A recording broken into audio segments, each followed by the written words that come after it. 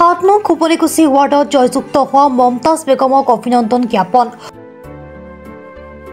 খুপনিকুছি ৱাৰ্ডৰ ৰাইজৰ মনোনীত সদস্য পদত মমতাজ বেগমে জয়লাভ কৰাৰ পিছতে ৱাৰ্ডৰ ৰাইজে অভিনন্দন জ্ঞাপন কৰিছে। 69 নং কলিতাকুছি গাঁও পঞ্চায়তৰ অন্তৰ্গত 7 নং খুপনিকুছি ৱাৰ্ডৰ ৰাইজৰ মনোনীত সদস্য পদত মমতাজ বেগম বিজয় হোৱাৰ পিছত পঞ্চায়তখনৰ ৰাইজ উৎফুল্লিত হৈ পৰে। সমবিকাশ সাধন কৰাৰ পোষকতাৰে কাম কৰি যোৱাৰ আশা ব্যক্ত কৰে বিজয়ী সদস্য মমতাজ বেগমৰ। ইফালে পঞ্চায়তখনৰ এলেকাৰ ৰাইজৰ সহযোগত উন্নয়নৰ চেষ্টা কৰি যাব বুলিও সদৰি কৰে ৱাৰ্ডৰ সদস্য পদত জয়লাভ কৰা মমতাজ বেগমে। 1154টা ভোটৰ ব্যৱধানত জয়ী হোৱাৰ পিছত এলেকাৰ ৰাইজে অভিনন্দন জ্ঞাপন কৰা পৰিলক্ষিত হৈছে। ভোটৰ ৰাইজে বিপুল সংখ্যক ভোটাধিকাৰ সাব্যস্ত কৰি জয়যুক্ত কৰাত মমতাজ বেগমে ৰাইজৰ ওচৰত কৃতজ্ঞতা জ্ঞাপন কৰে। পঞ্চায়তৰ 7 নম্বৰ ৱাৰ্ডৰ পৰা জয় হৈছে। কিমান ভোট পাবলৈ আপুনি সক্ষম হৈছিল? 1154টা। আপোনাৰ লগত প্ৰাৰ্থী কেইগৰাকী আছিলে? 3 গৰাকী। তাৰে ভিতৰত আপুনি সৰ্বাধিক ভোট পাইছে? হয়, মই সৰ্বাধিক ভোট পাইছোঁ। এতিয়া আপুনি যেহেতু আপোনাক ৰাইজে সৰ্বাধিক ভোট প্ৰদান কৰি আপোনাক জয়যুক্ত কৰালে, এতিয়া এই ভোটাৰ ৰাইজক আপুনি কি ধৰণে কি ক'ব? এতিয়া আমি পঞ্চায়তৰ পৰা কাম যাই আনি আমি ৰাইজৰ সমস্যাবিলাক আঁতৰি দিম, সমাধান কৰিবলৈ চেষ্টা কৰিম। ৰাইজক কি ক'ব আপুনি? কি ধৰণে ধন্যবাদ দিব? ৰাইজে আমাৰ বিপুল ভোটে জয় কৰিছে, সেই ৰাইজক আমি ধন্যবাদ দিছোঁ। আৰু আপোনাৰ যিবিলাক কাম কাজ হ'ব, সমস্যাবিলাক আপুনি কি ধৰণে সমাধান কৰাৰ চেষ্টা কৰিব? আমি ৰাইজৰ লগত মিলি সমাধান কৰিম, সমস্যা সমাধান কৰিম।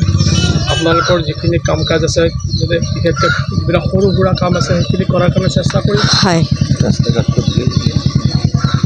ধন্যবাদ জনাইছোঁ যে বিপুল ভোটক আমাক কৰ্মীজনক সহায় সহযোগিতা কৰি বিপুল ভোটত জয়যুক্ত কৰিছে।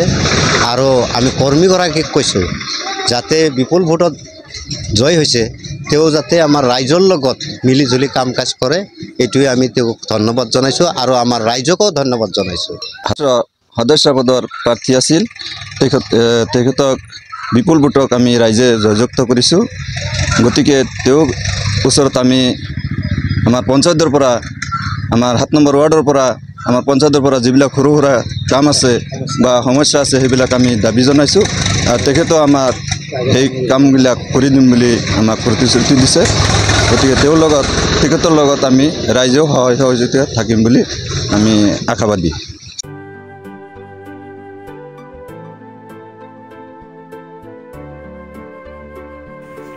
হাজোৰ পৰা কমলাকান্ত দাসৰ ৰিপৰ্ট, প্ৰাত টাইম ডিজিটেল।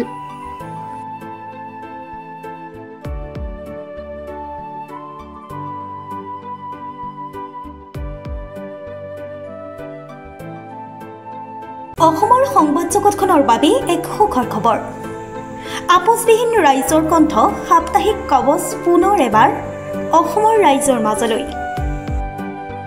স্বত্বাধিকাৰী প্ৰণীতা কলিতাৰ দ্বাৰা প্ৰকাশিত আৰু আপোচবিহীন একাংশ নপুৰণি অভিজ্ঞতাপুষ্ট সাংবাদিকৰ দ্বাৰা প্ৰচাৰিত তথা eco printing press, Guwahati Katabari গড়চুকত মুদ্ৰিত সাপ্তাহিক কবচ এতিয়া অসমৰ বিভিন্ন প্ৰান্তত উপলব্ধ। আমাৰ ঠিকনা মুখ্য কাৰ্যালয় অসম ফৰেষ্ট স্কুল, হৰি মন্দিৰ পথ, গুৱাহাটী আৰু উপ কাৰ্যালয় কলিতা মাৰ্কেট, বিজয়নগৰ, কামৰূপ, অসম।